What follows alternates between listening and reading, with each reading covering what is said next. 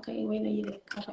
Hi, how are you? How are you? I'm so new to this. Like, oh my goodness. I know, I was like so nervous to do it, but it's good, it's good. Yeah. So how's the weather in New York? Oh my gosh, it's like super duper hot, and I'm like not for it, so I have the air conditioning on in my house. I'm like, hey, how's it? How about you? It's like cloudy out here. It's like I think I don't know if it rained or not, but it's a little cloudy. That's good, that's good. So you have like a little bit of wind going on, so it's not like too hot. So you ready to get started? Yeah, yeah. Okay. Wait, I just want to pull up something really Oh, quickly. take your time, girl. Okay. Hold on 1 second. Everybody join in. Yeah. Oh wow, we have 4 people. Okay. That's super exciting. All right. All right. Good. Yeah, it's so cool. Oh shoot, I gotta go live on Okay. Facebook already. Let's Yeah, see. I'm trying to get it on live on Facebook, and I'm having issues. So I'm just recording myself. Okay. Um, Okay. uh, Perfect. oh. Okay. Let All me right. see. Perfect. Um, what? Not supported. I can't do it from my computer. Yeah. For some reason, I can't either. I don't know. I mean, I don't even. Yeah, hey, Isha, hey, mom. it's not letting me go live on my computer. No, that's super whack. Oh, oh, this sucks. We have to figure it out another day or so. Yeah. Um, wow, you do this ahead of time. Anyhow, so yeah, um, that kind of threw me off a little bit. So I want Yeah. you to Yeah. Of course. introduce yourself and tell us how you sustain your brain injury, your TBI. Okay, so hi everyone. My name is Ariel Johnson, and I sustained my brain injury from a car accident in December 13th, 2007. I was driving back to school in a free period, and it was really bad out, snowy, haily. It was just horrible weather. I swerved into the oncoming lane, hit a van. I believe we collided into a tree. From there, I was sent to Nassau University medical trauma unit, and from there they did a craniectomy, which is basically they remove the right part of your skull. From there, it's so crazy. It's like to see how far we've both come, like Yes. from our traumas. But so so yeah, I had a craniectomy. They removed, so I was on life support and I was intubated. They took out the right skull. I was in a coma for a month and a half. They brought me back to no, I'm sorry. They realized they couldn't do anything in the ICU because there's no therapies and stuff, and it's just like it's a lot going on there. So they brought me to Mount Sinai Hospital on 100th and Madison, one of the best traumatic brain injury places. So they brought me there, and then I woke up around the ending of January. I don't remember if I said this, but I was in a coma for a month and a half. From there, I learned how to walk, talk, do everything all over again, and the rest is history. So yeah, so I just want to like kind of advocate and help people with traumatic brain injuries, and not even just people with traumatic brain injuries, people who have issues with their brain because it's so silent, because it's so invisible. Yes, It's it is. not like an open scar or something you can see. You Very know what true. I mean? Yes, But very. tell me about you. So I sustained my traumatic brain injury on June 1st of the year 2008. Um, I was injured by a stray bullet. It was by an unknown person. I was rushed to the hospital immediately, St. Louis University Hospital, and like you, I was well, I had to have a bedside surgery first because my brain was like it swelled up so bad. It was like really, really big. So I had to have a bedside procedure them first before I went to surgery because they wouldn't be able to get to it. So they had to drain my brain first. Then they could have surgery. So I had the surgery. And after that, I was put in an induced coma. So I didn't just fall into a coma. I put in an induced coma, and then I was in the induced coma. But it was I wasn't expected to make it through the night at that time. They told my family, you might better say your goodbyes now because she's not gonna be today. And so people, of course, came up there, or whatever. And I was in the coma for like you, a month and a half, myself as well. I had a trach in my throat, feeding tube, all kind of stuff. My head was all bandaged up and things like that. So it was pretty bad. But yeah, that's what pretty much the gist of what kind of happened to me. So yeah. Can I just say, you look Ah, amazing. thank you too. Okay, so during your recovery, did you have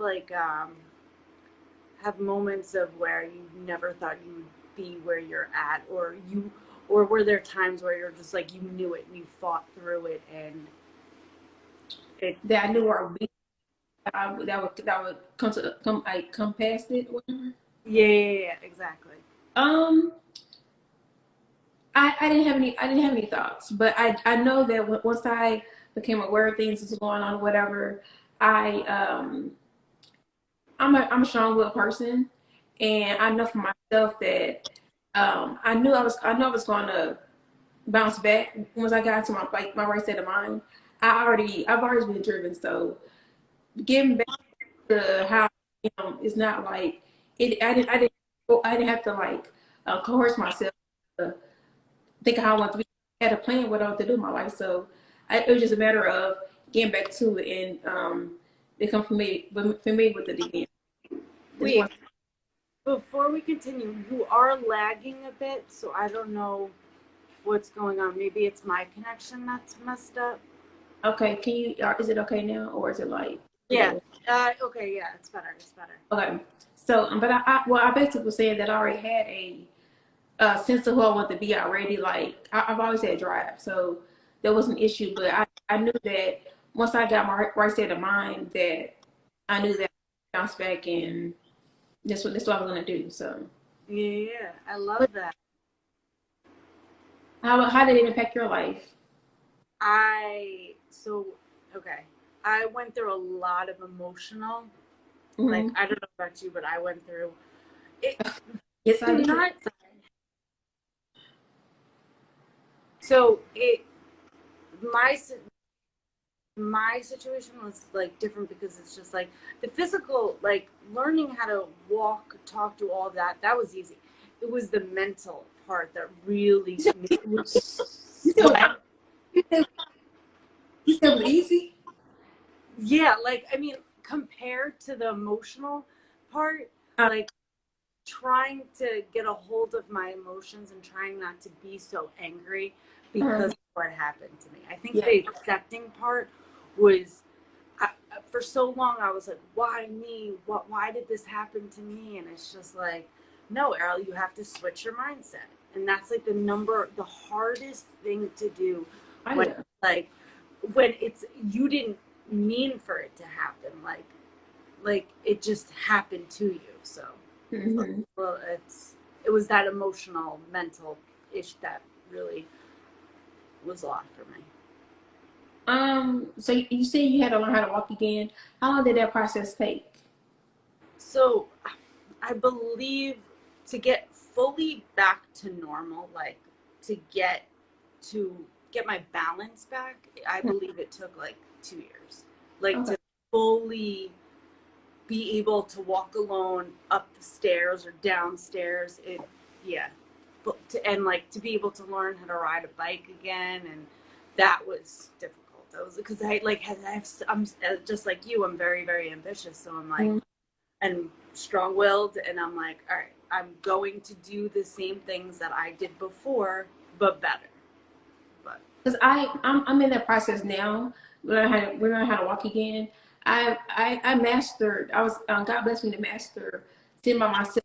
You have to take baby steps, and I guess maybe it's because of the impact of my injury, the bullet, when it hit my head, it shattered into like little fragments. So it like messed up little pieces of my brain. Like with equilibrium, my vocal cords, just all kind of stuff, and it just went like all kind of places or whatever. And so I think that has a lot to do with it. It wasn't like it just an impact. Yeah. It went like different places. So I that could possibly be the reason why it's kind of the process is kind of taking another reason why it's taking so long, or why it's kind of like a bigger process for me than it is for you. Because I mean, our ranges are different. Some Of people course, of course. like 6 months, some people expect like 2 weeks. Is just it varies. But I made the mistake while I was in therapy to compare myself with people. Like I'm like, well, what's it's in them. What about me? Like, No, no. so frustrating. Like, I'm Yeah, frustrating, but everybody's different. exactly. Everybody's respond differently. So But like, I feel with you, it's like it's healing each part of the and brain that was hit. that's So for me, it was like one section, like the yeah. frontal lobe, or uh, I don't know exactly what part of the brain that was really hit hard, but it's like that that one piece that I have to heal, but you have to heal each I, individual, and that takes. And it's so hard to not compare yourself to yes, people. it Like is. I did that with driving for the longest. I'm like, okay, I'm stuck. I live at home. I basically live in the middle of nowhere, but it's on Long Island, but it's super far from the trains. I couldn't really travel. So it's Mhm. like I compared a lot to my sisters, to everybody around me. And I'm like, oh, I have to take taxis. I have to do that. I'm like, when will I get to this next step? But it's like, I think I think time, and you're so right with those baby steps. You know, I just say I love the video that you posted on Facebook that I saw. That blew my mind. Yeah. And baby steps is really good, but also maybe writing down, like in the morning, writing down your progress, and then you can look back and be like, Yeah. holy I, cannoli. I have done that. So writing is therapeutic for me. Like I've been writing my journey down for a lot. I put it in my phone because it's easy for me to put it in my phone. I don't have time to always grab a notebook and pen. If it's like 3 in the morning, it's like Yeah, it's like just grab my phone. yeah. So the phone is easier to use. So I definitely have been tracking my journey for quite a while now. So I have done. That's amazing. Okay. Did you find any hobbies that like sped up your recovery, that you like love to do, that you were super healing for you? I'm a big reader. I love reading. Like I said, writing, of course.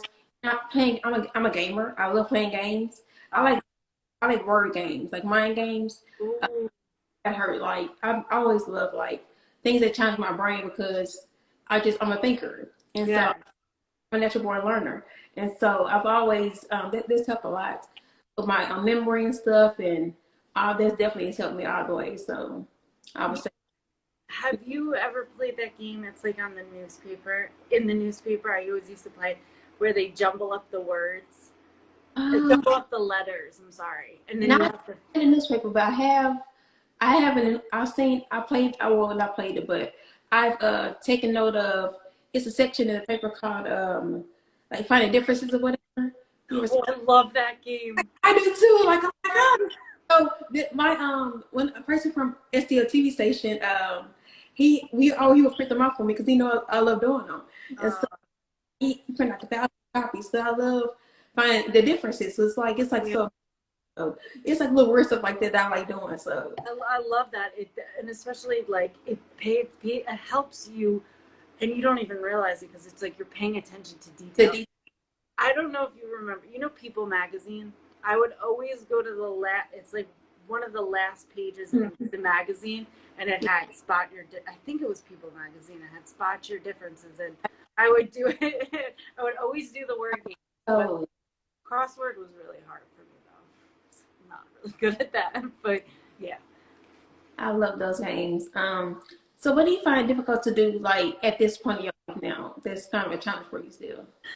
So my thing was, I don't know if I had it. I think it's aphasia. We're Mm-hmm. trying to come up with words. So I kind of play a game with whoever I'm talking to, whether they know I have a brain injury or they don't, where Mm-hmm. I'm just like, you know that thing, so we do it together. I'm like, because okay, so aphasia is basically, you, I believe it's when you try to come up with a word, like you know the word and you know the thing you're talking about, but you can't piece them together. So I'm like, okay, so I play a game with the person. I'm like, you know what I'm talking about, it goes like this, and they help me. And then so that's, communication is a big thing, and also social awareness, Okay. that. And um I had a really bad issue with this, like at the beginning of my recovery, and even Mm-hmm. now, I have no filter.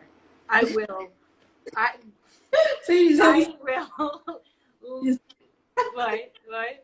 you just say whatever, like just Oh no, yeah, I do not hold back, and it's helpful in some situations, yeah. but other situations, like professionally, it's like, No, you should not have said that. And then I overthink myself. Like, I'll be coming home from work, I'll go on a date with my boyfriend or anything, and I'll just like, should I? And I'm obsessive about it, and I'll think about it, and I'll be like, maybe that wasn't the best plan to have said yeah, that.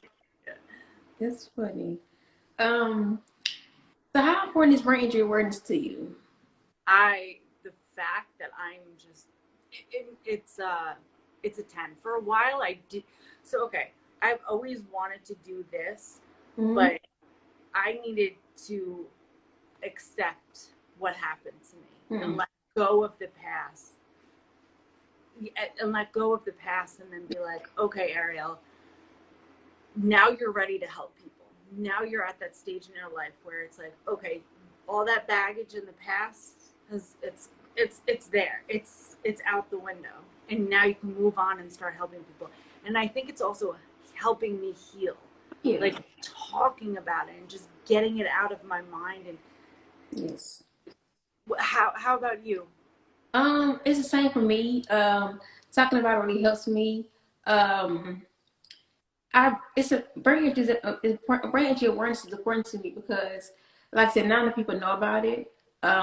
It's not very common in the African American community, or at least I'm not saying it's not that common, but like people don't talk about it.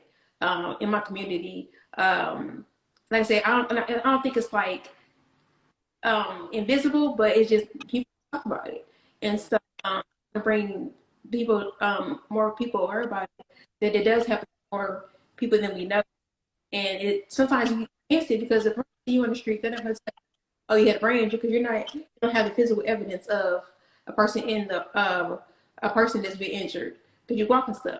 So a lot of people categorize brain injuries were like wheelchairs and canes and things like that. If you not on say accessory, but like you use like a tool to help you get around, it's like Yeah, it's there. But that's not true because it comes in so many different forms and it's so many different ways. I'm in a wheelchair, you're not. And it's like we still have injuries. You just exactly. see your injury. Yeah. So and the brain's inside your head, so it's like Yeah. you can't really see you don't see it anyway. But I just want people to be more aware about it, just know. And I've heard some pretty amazing stories myself. And I'm like, wow, you made it through that. Like, I like people are amazing my story, but I'm like, I'm amazing your story. Yeah, Like, yeah. I'm like, I wouldn't, like, for me, to you, I'm just like, oh, it opens up my mind, and it's just yeah, like, it makes, it's just like, it's mind blowing. it really is. It's like wow, like all this it's definitely something. How important are support groups? How important would you say support groups are? So it was funny. In the beginning of my recovery, I thought I was at the right recovery support group. I thought it was people like me Mm-hmm. going, but I was at the Oh, wrong.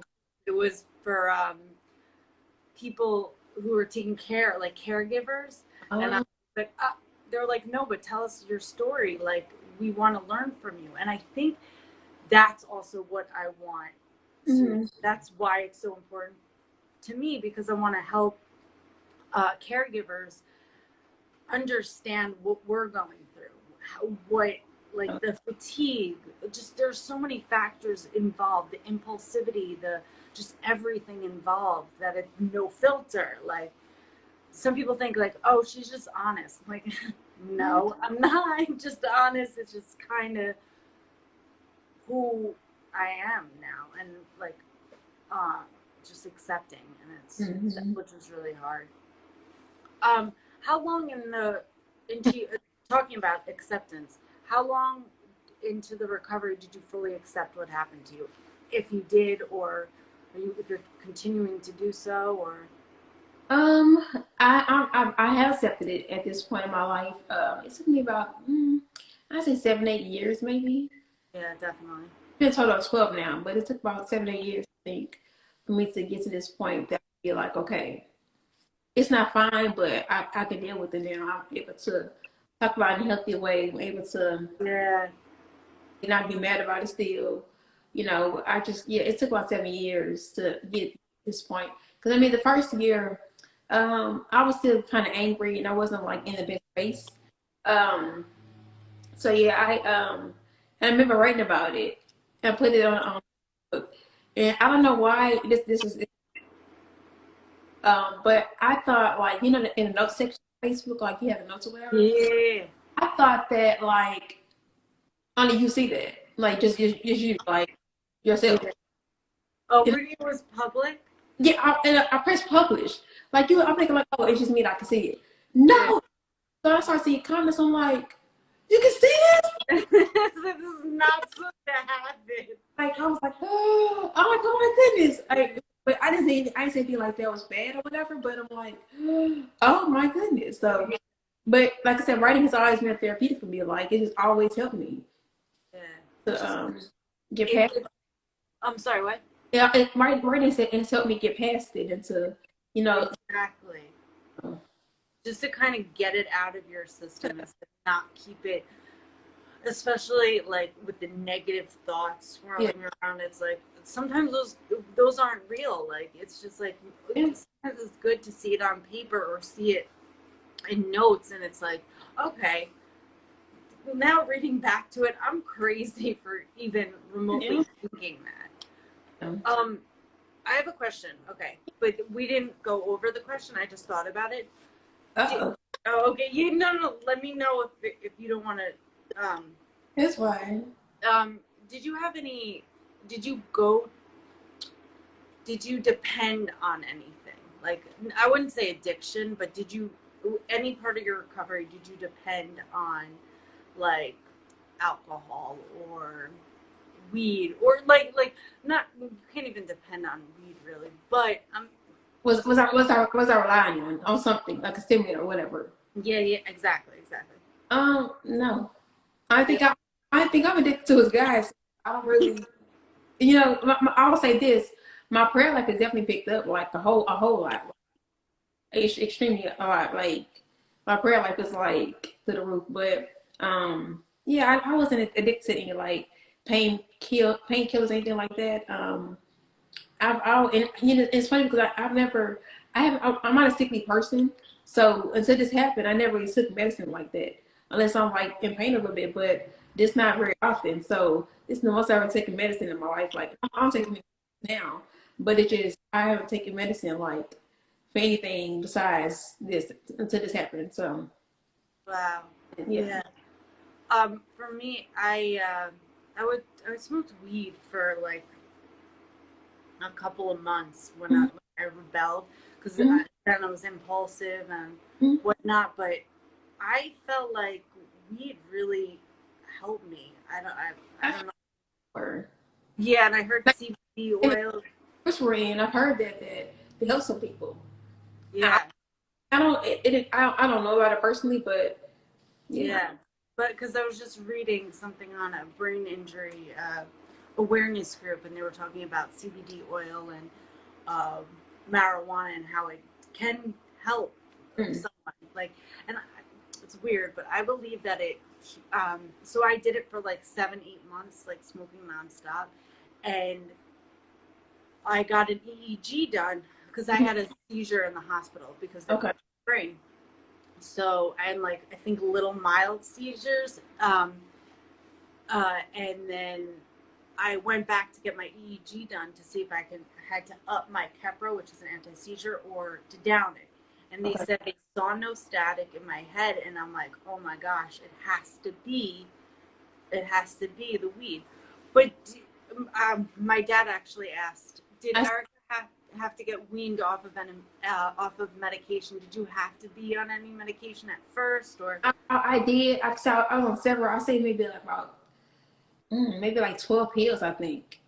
Now down to like I think I take like 2 pills now. That's amazing. I'm I'm down 10 pills. But to get weaned off of them, I don't think it just my body stopped reacting to certain things. Like it just did no longer work for me. So yeah, but I That's thank God for that. But yeah, and I really and most of the people I was on were like muscle relaxers, so they weren't like stimulant. I did take antidepressants at one point in time, like during the first when was that? I think I took it. That was in 20, maybe like the first 5 years. I think I unknowingly was taking antidepressants. I'm like, when I was able to be aware, I was like, what am I? What is this? And I was told it was the antidepressant. I'm like, I'm not depressed though. Like, yeah. I'll take this. And I'm depressed. Like, it makes no sense. Like, my body that I don't even need. So I started taking that one. So I took myself off. But I'm like, I'm not depressed. I don't need it. So Yeah, the, again with the antidepressants, I was on mood. I think you were on what? I didn't hear you on what? okay, so I was on antidepressants. I was on mood stabilizers. I was on anti seizure. I was on Ritalin, Concerta, Adderall, but at different stages. Mm-hmm. I think the doctors, yeah, my parents pulled me off the antidepressants and all of it because it's just like pumping the body with that and the mind. I feel like natural healing comes from like exercise or just being in an environment where it's Positive. quiet and Yes. relaxing. Yes. Absolutely. Could you offer words of encouragement to other survivors, even words or? Yeah, baby steps. I'm telling you, those make like at the end of the day or a year from now, you'll look back and be like, holy cannoli. Those baby steps like made a huge difference. What about you? Do you have any Um, for your fans? you took mine. I think another one. Um, give it time. Give it time. Time Give heals all wounds. it time. Yes. Take your time. Don't rush the process. Just like I said, Go through emotions. you have to say baby step. But it's definitely a process. We take your time with it. Because I made a mistake of rushing or trying to rush I should say my process. I mean, I Yeah. can't, but I tried to rush my process. So And it's so crazy. The same thing. I tried to rush my process, and it's just like, especially the painful moments, and oh yeah. those were the worst. And it's like, no, Errol. Now looking back at it, it's like I needed to go through those to be able to do what I'm doing now. Like for you, you're a speaker, you're an author, you're able to give back to the community I love it. from all that. I love that you like all that trauma that you went through. You Yes. can now give back in words of encouragement and advice and all. It's Yes. amazing. Thank you. Where can people find you at? At the @ TBI _ me. I'm on Facebook. I just created a Facebook page. I'm on Instagram. I'm on TikTok, and as well YouTube. So I'll put it in the comments section so we can. yeah, definitely. And where can people find you? Well, I'm on Instagram, Erica R Walker 878. On Facebook, Erica Renee Famous Walker. Um, on YouTube, I'm under Erica Walker on YouTube as well. That's So awesome. This is so good. This is so good. I hope everybody enjoyed our live, and I hope to do it again. it's definitely gotta do part two. Well, yeah, definitely a part two. Maybe we can like interview if I wish there was like where we can have like three people, but Yeah. maybe we can interview I, like. I don't know how you do it, but I know it's a way to do it. But Oh wow! All right, so let's do it. We can like interview a doctor, maybe, or yeah, or a therapist or a social therapist, anyone who or a um, neurologist. I also mentioned to you, I'm going to be interviewing the people from the guy, some I guess the founders and president of the social So, project. oh, yeah. They're in they're in New York. So I think I see the information for that though already. Yes, you did. I'll we'll I'll You broke up. I'll definitely I'll try to connect. I want to see the live. When are you doing it? Look into that and see what they're check out what they're about. Well, obviously not now because it's COVID going on right now. But yeah, so look into that. I believe it's a good resource. So yeah, Definitely. I'm all for it. I'll definitely look into it. Thank so you. fun. So you have a good rest of the day. And we'll talk later. Okay, yeah, definitely. But I hope you have a good day. Enjoy the weather. Relax. Chill out. And yeah, You too. Have a good day. bye. Bye.